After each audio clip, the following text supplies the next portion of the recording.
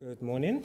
As Neil said, I'm David Osei. I'm from the Association of Commonwealth Universities, and I'm here to talk to you about our Beyond 2015 campaign. But for those of us in the room who don't know who the Association of Commonwealth Universities are, we are the world's first and oldest international university network.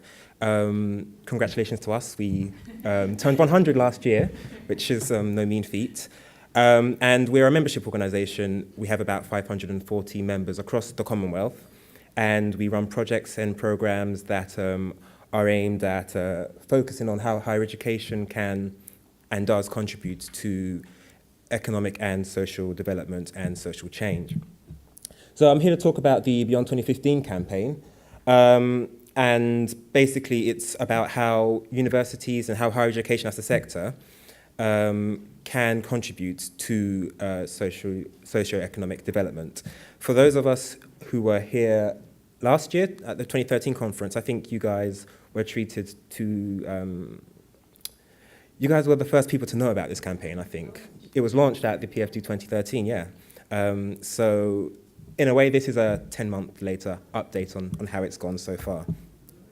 A bit of a background, it's all couched on the MDGs, which were established in 2000. They were established by the United Nations and laid out a set of international development targets that countries and governments and organizations would work towards over the next 15 years. So those of us with aptitude at maths will be able to realize that it's 2014, which means these goals are due to expire next year. There are 8 goals. As you can see, some of them are focused on primary education, reduction of child mortality rates, improving maternal health. They span a range of areas, and what we've realized what they've done over the last 14 years is that they've galvanized institutions, they've galvanized governments, donor agencies, civil society agencies, towards working towards achieving and solving some of these issues. They've also directed funds, and I'm sure DFID's representatives here will testify that they've even changed their funding model and their policy and funding structure to be able to align with tackling these particular goals. So whilst at this stage in the presentation it might not be immediately obvious why higher education matters to international development, you can at least be able to see why international development might matter to higher education. The MDGs themselves, they're a strong communication tool because when you look at them, they're very easy to digest, at least on this bullet point level, and they are something which are accessible to the general public. Reduction of child mortality rates, I mean, who's not for that? It's important that as we approach 2015, that we look back on how these have gone, and we acknowledge that the development goals, although they haven't all been achieved, progress has definitely been made. And we've also realized is that even though the actual goals themselves may or may not have been achieved on national levels, what we have noticed is that there's been a move towards collaboration and cooperation between organizations and also between sectors to be able to work together towards tackling some of these issues. From our point of view at the ACU, and perhaps others share this view within the international higher education sphere, is that higher education, as you can see, there's a goal for primary education, but higher education didn't really feature in the MDGs. And it was largely left out of the process. That's the feeling within the sector. There was no MDGs for higher education in the same way that there was for primary education. And even in the discussions and the debates that led up to this and that have continued since these were established, the role of higher education in achieving development goals has been underplayed. And so that's part of the reason why this campaign has been established. Without doubt, higher education is a key agent in addressing international development goals. How is it possible to solve issues such as food security or environment, global warming, or child mortality, access to potable water without the knowledge and the research that universities have done and without the skilled graduates that universities produce. So it sometimes crosses my mind whether actually the solutions to a lot of these problems that we're currently facing in the world actually already exist, but perhaps are sitting in some journal, in some PhD thesis, in some dark, uninhabited corner of some library somewhere. It's possible. So it's good that we just spoke about getting research into use and into practice, because a lot of research has been done and is being done to tackle some of these issues, and it's possible that some of the research that's been done can address the issues that the world's currently facing and will face in the future. So this campaign, although it looks back at what universities have done, it also looks ahead to the next set of international goals that will be established, and to get universities to think now about how they can position themselves to better contribute to that international effort. Since 2000, we've seen a lot of evidence that higher education does play a huge role in development, and that is despite that lack that I talk about of international acknowledgement and recognition. It's really small, so for those with 20/20 vision and then some. This is something I found from a DFID-funded IOE report titled The Impact of Tertiary Education on Development, I think. Correct me if I'm wrong, anyone.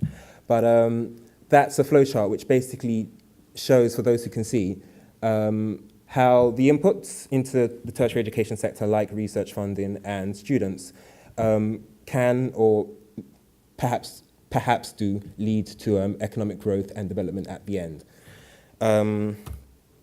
So if we're going on and we're looking ahead into the future, the 2015 deadline is approaching, and work is now being done on formulating the next set of international development targets. The United Nations have appointed a high-level panel, and over the last 12 to 18 months, they've been working away at coming up with what we see on the screen now. They are 12 illustrative goals and targets and 5 transformational shifts. And one of the key elements and one of the key things that they've realized this time round is that development isn't just something that's unique to developing countries. And so these goals are more inclusive of both developing and developed countries.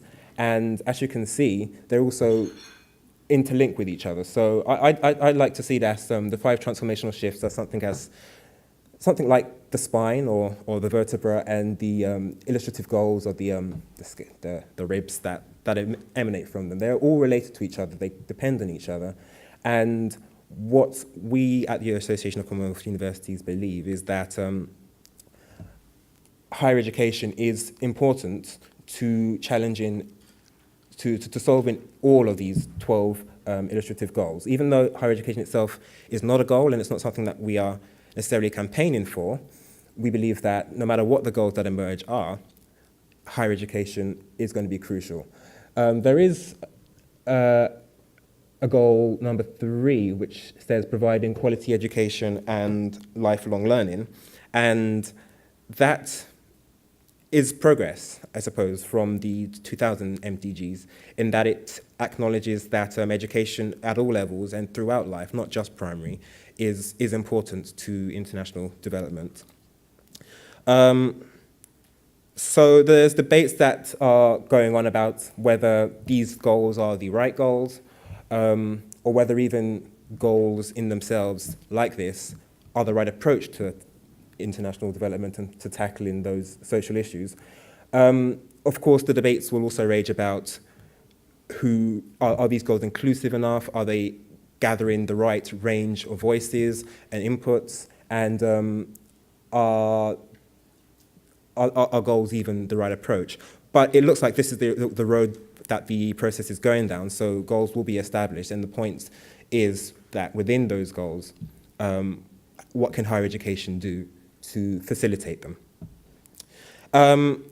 Because of what we said about the fact that higher education wasn't represented in the original MDGs, I think this time round it's very important that higher education raises its voice and that it raises its profile and it claims a stake in the process. And universities need to start being more vocal and being more vociferous about the role that they do play in international development. And so this is partly why this campaign is taking place now, and I will hopefully, if the technology works, show you a little bit of an introductory video. The video works, but the sound doesn't. Let me pause that for a sec.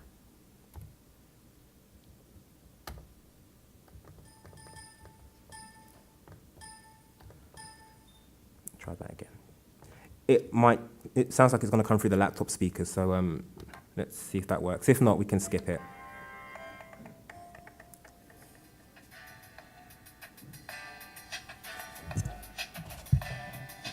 Addressing gender inequality. Providing access to clean water and ensuring that societies can feed themselves. Can people hear? Creating jobs. Sustaining peaceful societies. Managing natural resources sustainably. There is little doubt that communities all over the world face some serious challenges. In 2000, the United Nations resolved to tackle some of the world's most pressing development issues by setting 8 targets that the world's governments, NGOs, and civil society would work together towards achieving. These 8 targets became known as the MDGs, or the Millennium Development Goals. They expire next year, in 2015, and a new set of international targets will replace them. In the establishment of the MDGs, higher education was never explicitly included, neither as a development goal in its own right, nor as a potential agent to address other development goals. Right across government, you've got people who were educated, on average, 25 years before. And so what they were delivering as solutions to problems were actually out of date. The state of knowledge today in our universities is way ahead of where it is in our governments.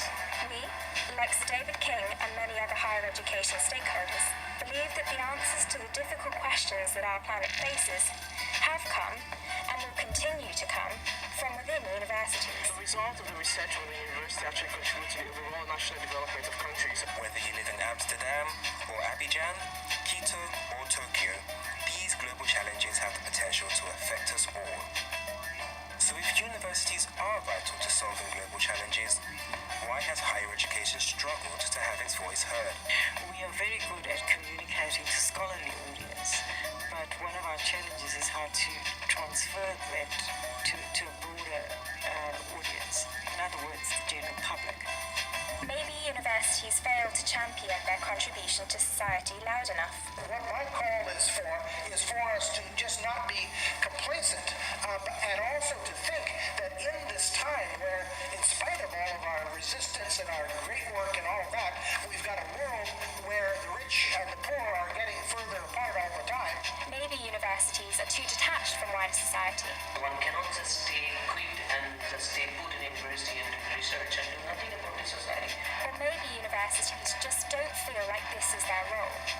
Whatever the reasons for higher education's exclusion from the MDGs, the effect of this sector's lack of voice is potentially damaging.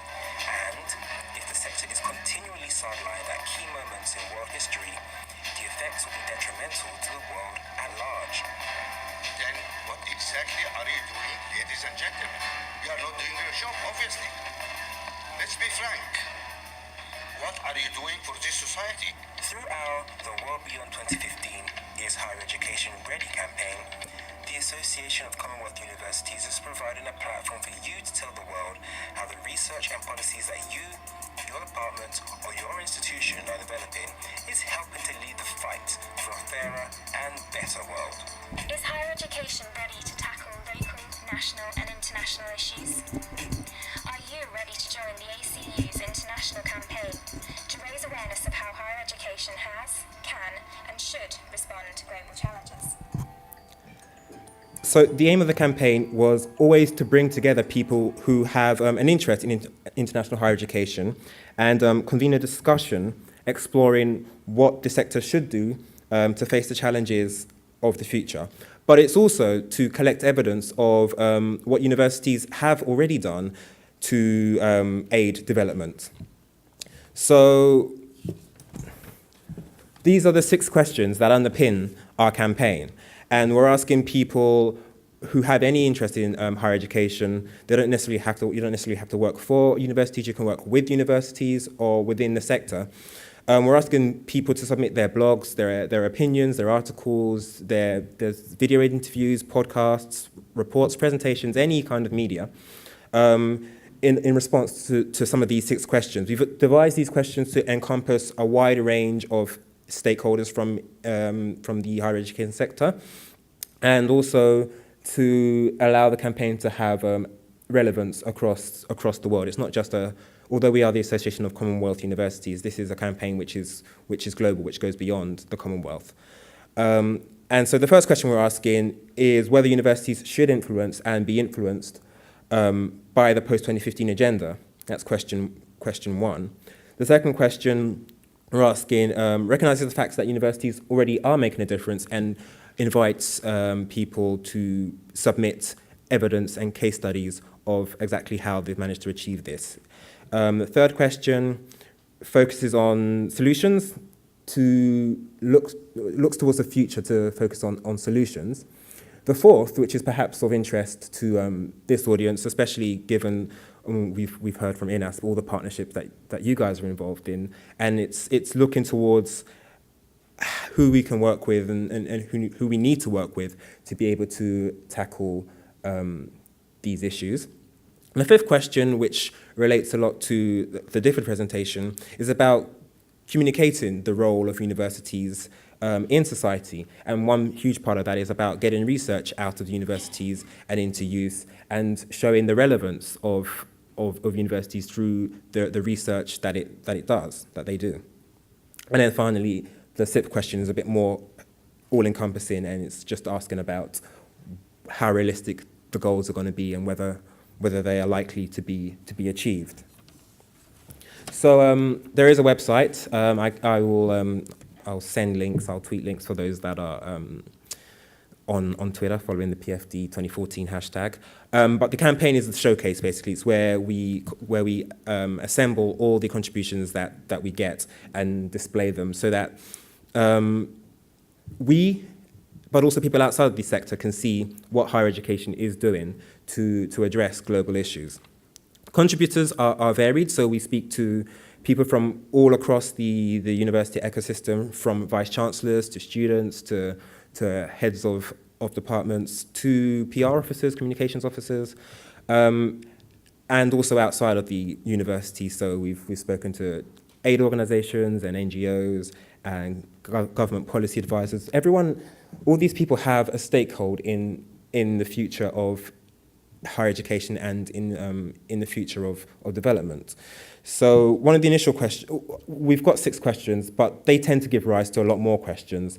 And these are just two examples of responses that we've had from South Africa and I think the UK in response to question 5, which is about how universities can champion their contribution to wider societies. But there are other ways to submit contributions. It doesn't just have to be written pieces. In fact, we like the variation of content, and our website can handle quite a lot of that.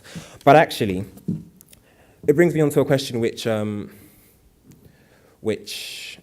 at the ACU, our own librarian asked me or posed to me, and it's about whose role is it to communicate what universities do? We've heard from a range of people in this campaign, and obviously the obvious answers would be vice-chancellors or PR officers, communications and marketing officers, that it's their role to communicate the work that universities do and the value of that work.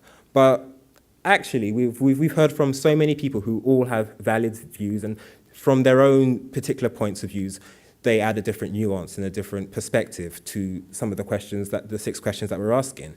So, the impact of tertiary education takes a whole lot of different forms, and research is obviously one of those areas where you can see the impact that higher education does. Research in itself, it's a broad term, and it's only one of those areas. It's just one of a few areas that universities make a difference to the world. So it's about including and representing what universities do at all levels, not just in research and in funded research activities. The campaign, like I say, it's heard from a range of voices, vice chancellors, students, PR officers, researchers, but it's about trying to find new voices and working out who else can speak for universities. And he's our librarian, and it made me think about, actually, during the campaign, we haven't heard from librarians. And if there are any librarians in this room, they're probably thinking, us, librarians, speak? That goes against everything we stand for. Perhaps or not. That's good. We would love to hear from librarians. You know, I suppose the idea is that speaking or them voicing out isn't something that they're known for. That's perhaps PR officers' jobs, etc. But I am sure there are views that librarians could commit to submit to this campaign that would add a different slant and a different tint on what we've heard from universities so far. So yeah, if there are librarians in here who have something to say, I was being deliberately antagonistic there, then by all means, do let us know. So we also are interested in finding out what other new approaches there are to publishing information about what goes on within universities. Must it always be, long academic research papers or theses or journal articles? Are there other ways of communicating what research comes out of universities? We have people that produce research, and then we have, and I assume we have a lot of them in the room now, people who publish research. But I suppose are there roles for other types of activities, perhaps interpreters of research? Maybe that's where people think the PR officers come into play.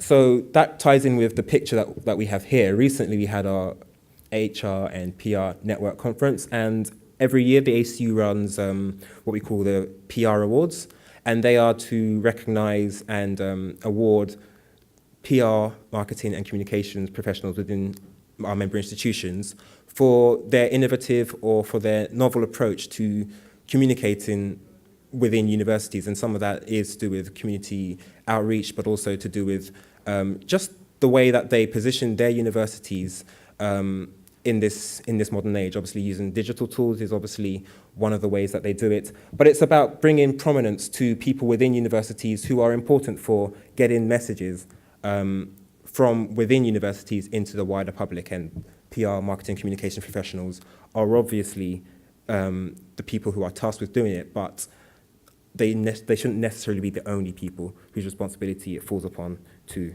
do that.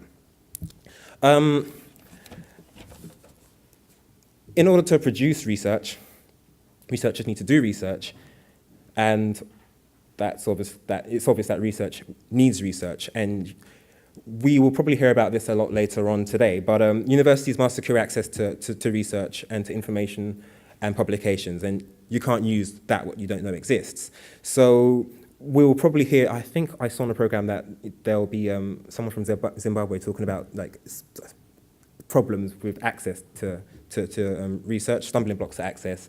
And so it will be interesting to hear what, from a Southern point of view, many of those are.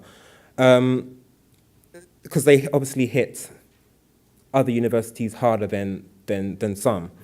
And it's relatively costly, for example, for small universities with small turnovers to access the leading academic journals. And so the ACU, for example, runs its own low-cost journal schemes whereby a handful of about 10 to 12 leading publishers agree to discount their publications by up to, in some cases, 75% to be able to get universities from low-income countries to be able to afford that those publications, because they wouldn't necessarily be able to afford to do so otherwise. And that's really important. But then, even if acquired, much of the research published in some of these leading journals may not focus on themes or may not be particularly relevant to themes that are a local university may be addressing. And that's where, and it's actually, I think, John, I first saw it from you when you tweeted this, or you wrote an article for INASP about this. And this graphic visualizes the locations of academic journals listed in Thomson Reuters' Web of Knowledge. And that's the most important influential collection of academic content. And again, for those of us with really, really good vision, you'll be able to see that, according to this, hardly any research of value comes out of Latin, South America, Africa, and Asia. Now, obviously, we know that's not the case, but I think these are some of the challenges that universities outside of the West are battling against. So in terms of the campaign, it's crucial that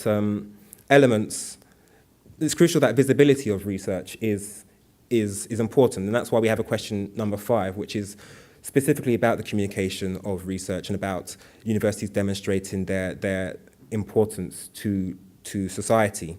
And that's also another reason why the campaign is attracting a lot of interest from the South. We have quite a few submissions from Africa and a few from South Asia. We have a lot from the UK, but it's also about putting the good work that universities do in every country on the same platform for the same set of eyeballs to be able to access it and see, because that's something that you obviously don't get in some of these leading publications. So we've been keen to find out, obviously, from everyone that's got an interest in international higher education, what they think about the 6 questions that we posed, and whether you think your university or your organizations or the people that you work with are playing a part in shaping a better world. And if so, how are they doing that? So those are the questions at the core of this campaign. And it's basically just an invitation for you guys to let us know what you think is important, what you think universities need to do when these new set of international development goals arise, and to also continue demonstrating the importance of higher education to global development. Because if we don't talk loud enough, and if we don't talk boldly enough about the good work that happens within universities, we'll get left out again. And that's obviously to the detriment of not just ourselves, but obviously to society in general. So I think I will wrap up at that point. There are ways to obviously get involved. You can get through to us on social media at Higher Education Beyond 2015. That's the same for Twitter, that's the same for Facebook. And if you're on our website, there are various ways you can contribute. Just click on the submit button on our website and send us your thoughts. If you don't want to submit, but at least have a look at what other people have said, what other people have done. When you go to the website, you can filter out, you can filter responses you can filter out contributions in response to particular themes. So if you're interested in, say, food security, you can apply a filter for food security and see all the contributions that relate to that. Or if there's a particular question of the 6 that you're interested in, you can also filter by that and see what other people have said in response to that. Spread the words and get involved. That's basically all I have to say. Thank you.